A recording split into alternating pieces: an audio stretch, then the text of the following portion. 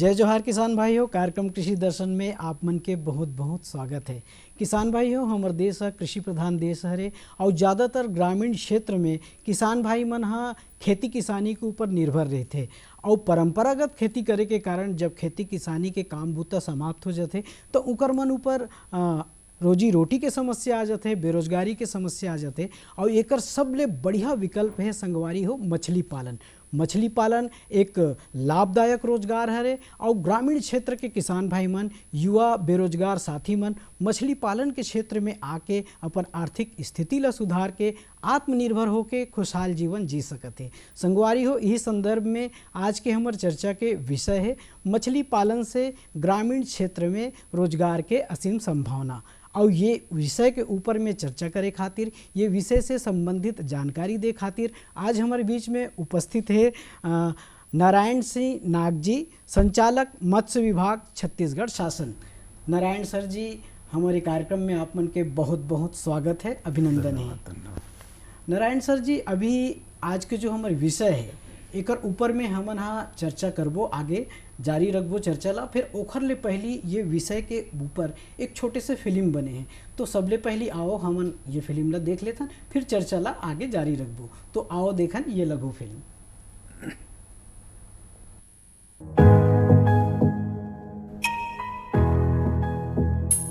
देश में मछली पालन में रोजगार की असीम संभावनाएं हैं। मछली उत्पादन के कार्य में भारत पूरी दुनिया में दूसरे स्थान पर है। अब तो मत्स्य पालन को बढ़ावा देने के लिए राज्य और केंद्र सरकार द्वारा कई प्रकार की योजनाएं चलाई जा रही हैं, जिसके अंतर्गत मछली पालकों और किसान भाई बहनों को प्रशिक्षित करके तकनीकी सहयोग और आर्थिक सहायता भी सरकार देने लगी है, जिससे किसान मत्स्य पालन के लिए प्रोत्साहित भी हो रहे हैं। प्रधानमंत्री मत्स्य संपदा योजना आज बहुचर्चित और किसानों में उत्साह बढ़ाने वाली योजना साबित हो चुकी है, क्योंकि बेहतर परिणाम आज सबके सामने है।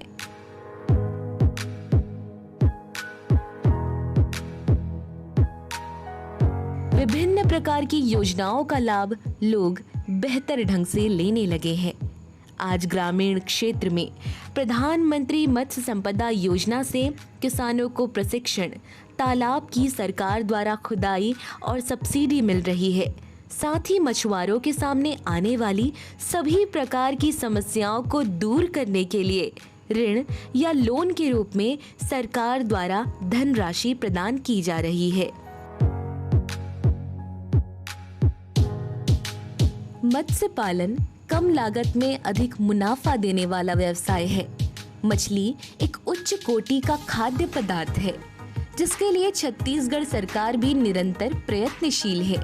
छत्तीसगढ़ के ग्रामीण अंचलों में विभिन्न प्रकार के तालाब, पोखरे और जल स्रोत प्रणालियां प्रचुर मात्रा में उपलब्ध है, जिनमें आज वैज्ञानिक रूप से मत्स्य पालन ग्रामीण किसान बंधुओं और मछली पालकों द्वारा मत्स्य उत्पादन में वृद्धि करके काम किया जा रहा है और उन्हें पोषक और संतुलित आहार मिलने लगा है।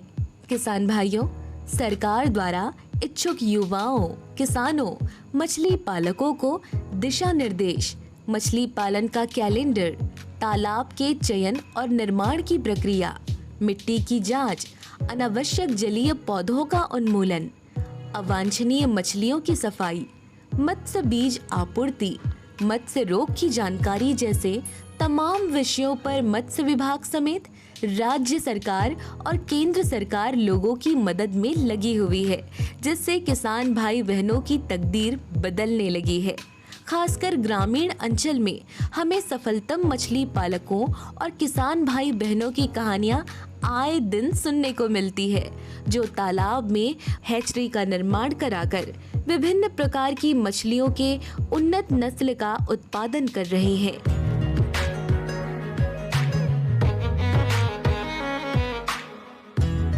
अब गांव के युवा भाई बहनों को मछली बीज के लिए दूसरे प्रदेश की दौड़ नहीं लगानी पड़ती और जो किसानी काम छोड़कर कृषक वर्ग दूसरे व्यवसाय को अपना आय का जरिया मान रहे थे, अब वे जलीय कृषि की ओर यानी मछली पालन की ओर रुख करने लगे हैं, क्योंकि ये काम दिलचस्प होने के साथ साथ लाभप्रद भी है। किसान भाइयों, बीते कुछ साल में मत्स्य उत्पादन में काफी वृद्धि हुई है, जिनमें तालाबों में पंगेशियस, मोनोसेक्स, तिलापिया जैसी मछलियों का पालन और जलाशयों में केज कल्चर के माध्यम से सीमित जल संसाधन में मछली पालन और उत्पादन किया जाने लगा है।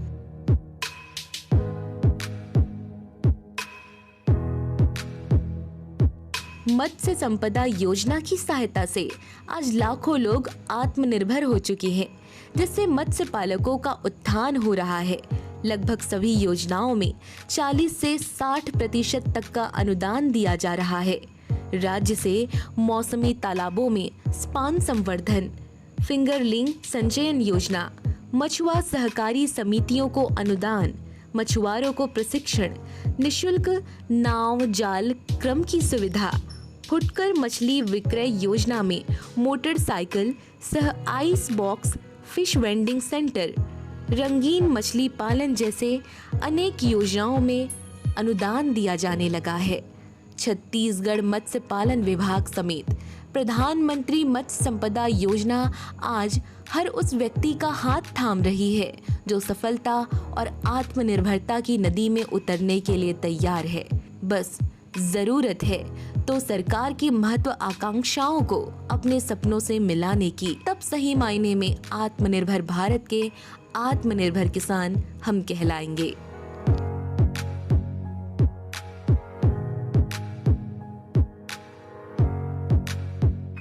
जी किससे बात कर रहे थे इतना हंस हंस कर? किसान कॉल सेंटर में विशेषज्ञ से खेती के बारे में सलाह ले रहा था। सुबह भी रात को भी? किसान कॉल सेंटर सुबह 6 बजे से रात को 10 बजे तक खुलता है। रविवार को भी? साल के 365 दिन खुलता है। पर तुम ये सब क्यों पूछ रही हो? मैं तो कुछ और ही समझी थी। कृषि संबंधी समस्याओं का अपनी भाषा में तुरंत समाधान पाने के लिए पूरे भारत में किसी भी फोन से राष्ट्रीय हेल्पलाइन नंबर 1800-180-1551 पर संपर्क करें।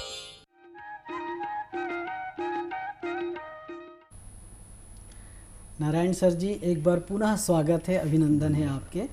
नारायण सर जी, सबसे पहले हम ये जानना चाहबो कि ग्रामीण क्षेत्र में मछली पालन से का संभावना है, कैसे ढंग ले ग्रामीण क्षेत्र के बेरोजगारी ला मछली पालन के माध्यम से दूर करे जा सकते हैं? मछली पालन की व्यवसाय ग्रामीण अर्थव्यवस्था में बहुत ही महत्वपूर्ण योगदान रखता है। जहां हमें पौष्टिक आहार के रूप में सुपाच्य भोजन प्रदान करता है, वहीं रोजगार के सुअवसर भी हमको मिलता है जी।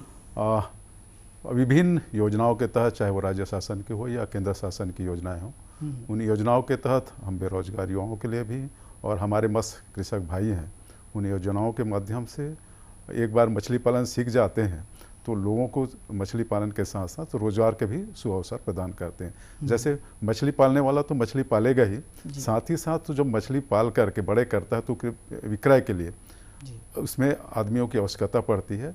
तो हमारी स्कीम के तहत बहुत सारे ऐसी स्कीम है मत्स्य विक्रय के लिए, मोटरसाइकिल का है, साइकिल का है और 4 व्हीलर की भी व्यवस्थाएं हैं, जिसके माध्यम से बाज़ारों में जा के मछली विक्रय करके अपने रोजगार को वृद्धि करते हैं। इसके साथ साथ योजनाओं के माध्यम से यदि तालाब बनाना चाहते हैं तो इस योजनाओं का लाभ लेकर के प्रशिक्षण के माध्यम से प्रशिक्षित होकर के भी रोजगार के अवसर प्रदान कर सकते हैं। जी, एक और बात जानना चाहूँ कि जैसे अभी मत्स्य पालक भाई मनबर प्रधानमंत्री मत्स्य संपदा योजना ये वरदान साबित होते हैं। एकर माध्यम से काफ़ी हमार मत्स्य पालक भाई मन ला, किसान मन ला सहायता मिलत है।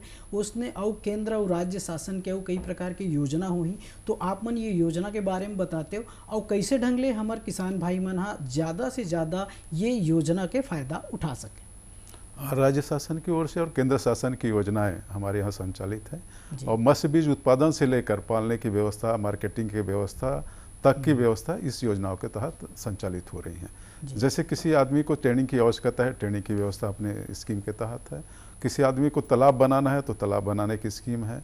किसी को मार्केटिंग करना है तो मोटरसाइकिल की व्यवस्था है, किसी को फीड मिल स्थापित करना है तो फीड मिल की स्थापना की व्यवस्था है, किसी को कोल्ड स्टोरेज की ज़रूरत है तो कोल्ड स्टोरेज की व्यवस्था है। तो सभी प्रकार की व्यवस्थाएं प्रधानमंत्री मत्स्य संपदा और राज्य के शासन में निहित है जी जिसका लाभ हमारे किसान भाई लेकर के अपने आर्थिक स्थिति को सुदृढ़ कर सकते हैं। जी एकर अलावा और कुछ बिजली बिल वगैरह में भी किसान भाई मन ला अभी राज्य शासन ने एक नया हमारे मछली पालन विभाग को कृषि से दर्जा दिया है और इस दर्जा के कारण ही हमारे जो मत्स्य कृषक भाई हैं जो उनके उत्पादन दर में निश्चित रूप से कमी आएगी।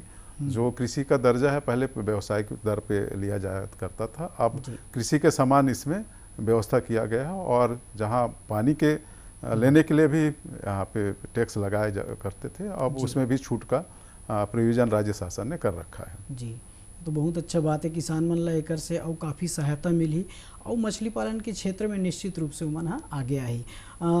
नारायण सर जी एक बात जानना चाहबो हमन कि जैसे ग्रामीण क्षेत्र में मछली पालन करे बर किसान भाई मन या युवा बेरोजगार साथी मन आगे आना चाहिए तो एकर शुरुआत कैसे ढंग ले करना चाहिए, शुरुआत में काका बात के सावधानी या ध्यान दे के उमन ला आवश्यकता होते?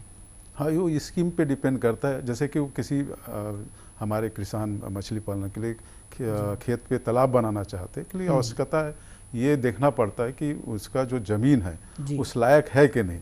कि होता ये है कि हम अधिक ज़्यादा इन्वेस्ट करेंगे अब मुनाफा कम मिलेगा तो कहीं ना कहीं हमारा योजना फेल होगा। तो हम उन जगहों का चयन करें जहाँ पानी की सुविधा हो और जहाँ पानी की भराव अच्छा हो सके, जहाँ सीपेज की प्रॉब्लम ना हो, ऐसे जगहों को चयन करके हम मछली पालन के लिए तालाब बनाने के लिए उनको उत्साहित करते हैं। और हमारे जिलों में प्लस विकास खंड स्तर पे भी हमारे अधिकारी पदस्थ रहते हैं, उनके माध्यम से आवेदन उनके रुचि के अनुसार, जैसे कि पूर्व में भी बताया था तालाब निर्माण का है, ट्रेनिंग का है, आइस बॉक्स वितरण हमारी स्कीम में है विक्रय के लिए, इसके अलावा फीड मिल है, कोल्ड स्टोरेज है, जैसे उनकी आवश्यकता है जैसे उनकी रुचि है उनके आधार पर योजनाओं का लाभ ले सकते हैं। जी जैसे शुरुआत में बताया कि कई सारे योजना हैं ओकर किसान भाई मन लाभ लेके ये क्षेत्र में आगे बढ़ सकते हैं, तो एकर लिए पानी और तालाब वगैरह के भी आवश्यकता पड़ते, तो तालाब के निर्माण ओकर संरचना या टैंक के निर्माण या संरचना कैसे ढंग ले होना चाहिए, मछली बीज पर अलग ढंग से टैंक बनाने की आवश्यकता पड़ते या उमें हो जाए, एकर बारे में थोड़ा से तालाब के संरचना के बारे में बताते हैं। हाँ, चूँकि मत्स्य बीज उत्पादन में छोटे साइज का होता है तो उसके छोटे नर्सरी की आवश्यकता पड़ती है। जैसे छोटे छोटे जब बच्चे पढ़ने जाते हैं स्कूलों में तो उसको छोटी नर्सरी की बात करते हैं, उसके बड़े जगह की आवश्यकता नहीं पड़ती। तो हमारा ये है कि यदि छोटी साइज की मछली है जिसको हम स्पान बोलते हैं, उसको फ्राई फिंगर लिंक तैयार करना है तो उसके लिए नर्सरी की आवश्यकता पड़ती है। उसमें पानी की गहराई भी कम होता है और जहाँ हम बड़े साइज का जहाँ मछली पालन करते हैं उसके लिए तालाब की भी साइज़ बड़ी होनी चाहिए और पानी की भी मात्रा ज़्यादा होना चाहिए। चूँकि छोटी साइज़ की मछली रहेगा, ज़्यादा बड़ा तालाब रहेगा, ज़्यादा पानी रहेगा तो उसका प्रेशर को झेल नहीं पाएगा, तो वो क्योंकि वो बार बार ऊपर नीचे आएगा अपने फीड के लिए, तो अनावश्यक रूप से जो उनका क्या कहना चाहिए क्षमता है वो कम होने लगेगी। और छोटी साइज़ की मछली के लिए कम मात्रा में रहेगा तो ऊपर नीचे करने आसान हो जाएगा और अपना जीविका को अच्छा से रख पाएगा।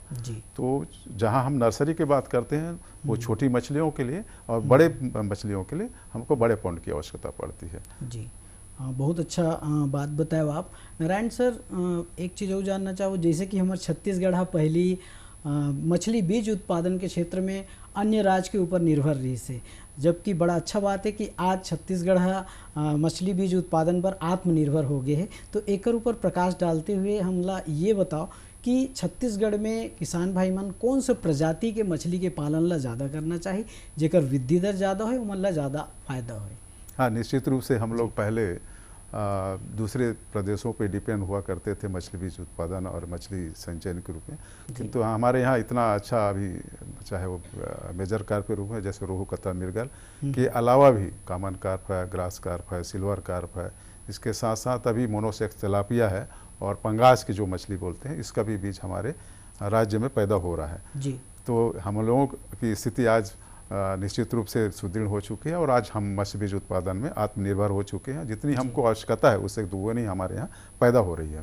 तो खास करके मैं किसान भाइयों को यही सलाह दूंगा कि हमारा जो इंडियन मेजर कार्प है, रोहू, कतला, मिर्गल है, इसको तो पालना ही चाहिए। इसके अलावा यदि और जैसे केज में हम रोहू, कतला, मिर्गल नहीं पाल सकते हैं, तो केज में हमको मोनोसेलक तिलापिया और पंगास मछली को पालना उचित रहेगा।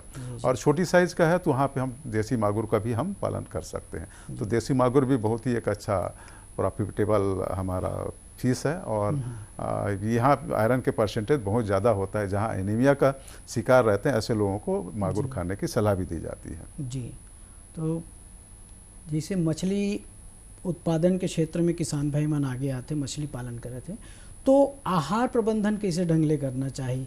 मछली के विभिन्न अवस्था में उमल्ला कैसे ढंगले का आहार कतिक मात्रा में देना चाहिए? तो थोड़ा आहार प्रबंधन के बारे में बताते हो हमारे किसान भाई मल्ला। हाँ, ये बहुत अच्छा आपने सवाल किया, चूँकि मछली के ग्रोथ के लिए ज़रूरी है खाना। यदि वो खाना नहीं खाएगा तो उसमें निश्चित रूप से ग्रोथ में कमी आएगी। जी। हमारे तालाब में बहुत सारे प्लैंकटन के रूप में, चारा के रूप में डेवलप रहता है, वो पर्याप्त नहीं है। वो पर्याप्त है जीवित रहने के लिए। यदि हमको बड़ी साइज़ के तैयार करना है मछली, या छोटे बच्चे को भी यदि बड़ा साइज़ करना है, तो उसके लिए पर्याप्त मात्रा में हमको फीड पे मैनेजमेंट पे हमको ध्यान देना पड़ेगा। छोटी साइज़ की जहाँ मछली रहती है, हमको उनको लिक्विड फार्म में, जैसे हमारा जो सरसों का खली है और गोबर है या फिर चोरा खली है, इसका उपयोग करते हैं पेस्ट बना करके। उससे प्लैंकटन डेवलप होता है। प्लैंकटन डेवलप होने के कारण वो मछली उसको चारा के रूप में लेती है। लेकिन बड़ी साइज़ के मछली के प्लैंकटन के साथ साथ उसको कृत्रिम आहार की भी ज़रूरत पड़ती है, ताकि उसकी प्रोटीन की मात्रा बढ़ेगा तो मासल्स भी उसका बढ़ेगा, उसमें उसके भार में उसके वृद्धि होगी। तो यदि हम कमर्शियल बेस में करें तो हमको अलग से कृत्रिम आहार के रूप में उनको आहार देना पड़ेगा। जी, ग्रामीण क्षेत्र में मछली पालन जब करना है तो ग्रामीण क्षेत्र के किसान भाई है या युवा बेरोजगार साथी हैं, तो ये मन के एक प्रश्न होते कि कतेक समय लग सकते में और लागत कतका आ सकते, मतलब मछली पालन में कतका समय में हमारे किसान भाई मन ये क्षेत्र में सफलता हासिल कर सकते हैं और कैसे ढंगले बेरोजगारी ला दूर करके अपन जीवन ला खुशहाल बना सकते, तो कतका समय और लागत लग जाते, एक बारे में बताओ। हम यदि अब मछली 20 तैयार की बात करें तो हमको 3 महीने में हमारा तालाब में डालने लायक सीड हो जाता है। जैसे स्पान जो अंडा से जो बनता है, स्पान से हम फ्राई तैयार करते हैं, फिंगरलिंग तैयार करते हैं, और बड़ी साइज़ का फिंगरलिंग बोन साइज़ का हम तैयार करते हैं। 3-4 महीने में हमारा हो जाता है जो तालाब में डालने लायक। और जहाँ हम कल्चर फिश की बात करते हैं, हमको बड़ी साइज़ का तैयार करना है, उसके लिए कम से कम हमको 10 महीने की ज़रूरत पड़ेगी रोहू, कतला, मिर्गल में। यदि हम तिलापिया की बात करें तो तिलापिया को 6-7 महीने की आवश्यकता पड़ती है केजों में। तो ये उसकी वो साइज़ है। यदि हम उसको और ज़्यादा दिन रख सकते हैं तो वो है, लेकिन यदि हम कमर्शियल बेस पे जाएं तो चूँकि बीच बीच में पैसे की भी ज़रूरत है किसानों को, तो 10 साल पर्याप्त है। 10 साल में यदि मैनेजमेंट यदि अच्छा रहा तो करीब करीब 1 किलो साइज़ से ऊपर ही आपको रोहू, कतला, मिर्गल प्राप्त होगा। जी, थोड़ा बाजार व्यवस्था के बारे में भी बताते हो नारायण सर। जैसे कि मछली तैयार हो गए, अब किसान भाई मन ओला बेचे बर बाजार की ओर रुख करी, तो बाजार व्यवस्था कैसे ढंग से हो, किसान भाई मन कैसे अच्छा ढंग ले अपन जो मछली उत्पादन हो ओला बाजार तक पहुंचा सके, ओकर सुविधा बताओ तो। छत्तीसगढ़ राज्य में अभी ज़्यादा बाजार का मारामारी नहीं है। मैंने देखा है कि गांव में अधिकांश लोग तो पूरे गांव के गांव तालाब में पहुंच जाते हैं, जो भी मछली निकलता है वहीं खपत हो जाता है। बट यदि ज़्यादा मात्रा में मछली निकल गया है तो उसके लिए आज बहुत सारे व्यावसायिक वर्षा से जो मछली विक्रय के काम कर रहे हैं ठेकेदार लोग, वो अपने अपने धंधे के रूप में अपना करके वो सीधा किसान से संपर्क करके वहाँ से सीधा मार्केट के लिए तालाब से ही वो मछली को विक्रय हेतु क्रय करके वो बाजार तक, उसके लिए आप शासन की स्कीम भी है। छोटे छोटे व्यापारी लोग मोटरसाइकिल से भी, या बड़े व्यापारी है 4 व्हीलर के माध्यम से भी वो बाजार तक लेके जा रहे हैं। जी, अच्छा नारायण सर, एक बात और सुने ला मिलते कि क्लोज सीजन बोलते हैं, यानी कि बंद ऋतु, तो ये क्लोज सीजन का हरे और कैसे ढंगले ये करे जाते, कर समय का थे, थोड़ा एक बारे में विस्तार से बताते हैं। आपने बहुत अच्छा एक हमारे लिए महंती आपने प्रश्न किया है। क्लोज सीजन होता है कि हर मछली को अपने वंश वृद्धि करना जरूरी है, और वंश वृद्धि इसी हमारा भी 15 जून से 16 जून से 15 अगस्त का बीच रहता है, और इस बीच मछलियाँ अपना वंश वृद्धि के लिए ब्रीडिंग करती हैं। तो इस सीज़न में हम लोग जितने भी नदी नाले और रिजर्वायर जो इससे जुड़े रहते हैं, उनमें हम लोगों ने शासन ने एक व्यवस्था कर रखा है कि किसी प्रकार के मशा खेत ना हो, और इसमें प्रतिबंधित रहता है मछली मारने के लिए, ताकि मछली अपने वंश को वृद्धि कर सके। ठीक है, जो व्यावसायिक पर्पज से कर रहे हैं उसके लिए तो कोई दिक्कत नहीं है, लेकिन हमारे यहाँ बहुत सारे ऐसे मछली हैं जो लोकल फिशेस हैं, बहुत ही महत्वपूर्ण हैं और व्यावसायिक दृष्टि से अच्छा प्रॉफिटेबल भी है और इसका दर भी अच्छा है जी। तो बहुत सारे छोटे छोटे जो मछली हैं उनके लिए एक समय रहता है अपने वंश वृद्धि करने के लिए, और इसी समय उनको वंश वृद्धि का रहता है, ब्रीडिंग का सीजन होता है, इसलिए ये क्लोज सीजन लगाया जाता है जी। तो ये सीजन में मछली मारे में प्रतिबंधित रहता है। वो जहाँ नदी नाले से जुड़े हैं ऐसे रिजर्वायर या नदी या तालाब, और वो यदि कोई तालाब नदी नाले से जुड़ा नहीं है उसमें प्रतिबंधित नहीं है, क्योंकि जो भी मछली हैं वो ब्रीडिंग वो फ्लोइंग वाटर जहाँ पानी बहता रहता है उसमें ही ब्रीडिंग करती हैं, इसलिए इस पर प्रतिबंध लगाया जाता है। शांत पानी है जैसे तालाब वगैरह, हाँ, वहाँ पे ब्रीडिंग नहीं होगी जी। बहुत अच्छा बात बताया। एक ठिन बात और सुने मिलते, ज़्यादातर गोबर और चूना के प्रयोग करते तालाब वगैरह में, ओखर लिए मना करते, तो ये कर बारे में थोड़ा सा बताते हो। हाँ, चूना डालने से एक तो होता है कि फर्टिलाइजेशन उसका बढ़ जाता है ज़मीन का, चाहे वो धान की खेती हो या मछली की खेती हो, जो कैल्शियम होता है वो उत्पादकता के रूप में कार्य करता है। और यदि हम तालाब में डालें तो वो पीएच जो मेंटेन करता है, पीएच एक मछली पालने के लिए बहुत ही ज़रूरी है, यदि वो मेंटेन रहेगा तो मछली का उत्पादन में भी अच्छा वृद्धि मिलेगा। और जो गोबर होता है, गोबर का उपयोग भी खाद के रूप में होता है, और यदि हम गोबर का उपयोग तालाबों में करते हैं तो एक प्लैंकटन जीव, छोटे छोटे जीव पैदा होता है जो मछली के लिए भोजन के रूप में होता है, जिसको हम फाइटोप्लैंकटन बोलते हैं। और फाइटोप्लैंकटन मछली खाती हैं और अपने वृद्धि करती हैं। तो मछली को छोटे जो स्पान साइज की मछली हैं उसके लिए फाइटोप्लैंकटन जरूरी है ताकि अपने भोजन के रूप में ग्रहण कर सके। नारायण सर जी, अभी मनोरंजन के बेरा हो गए हैं, तो आओ ये छत्तीसगढ़ी गीत और संगीत के आनंद लेते हैं।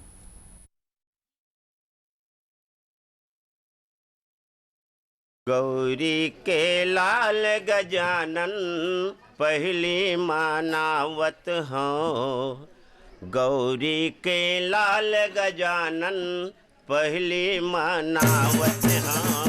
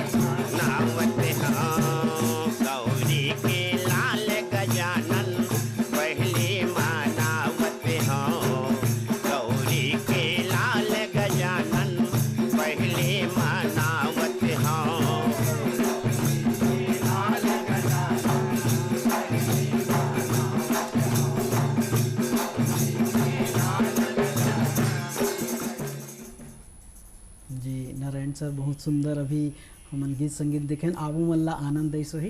अभी एक प्रश्न और आपसे करना चाहूँ मैं, हाँ, कि ग्रामीण क्षेत्र में मछली पालन के लिए जब किसान भाई मन आगे आते तो ग्रामीण क्षेत्र के चाहे अनुसूचित जाति, जनजाति, पिछड़ा वर्ग हो या सामान्य वर्ग हो, कोई भी जाति को सरकार के द्वारा ऐसे कोई योजना है जेकर से मतलब सब्सिडी मिलते, और अगर ऐसे मिलत हो ऐसे योजना हुई तो ओकर लाभ कैसे ढंग ले उठा पाही किसान भाई मन?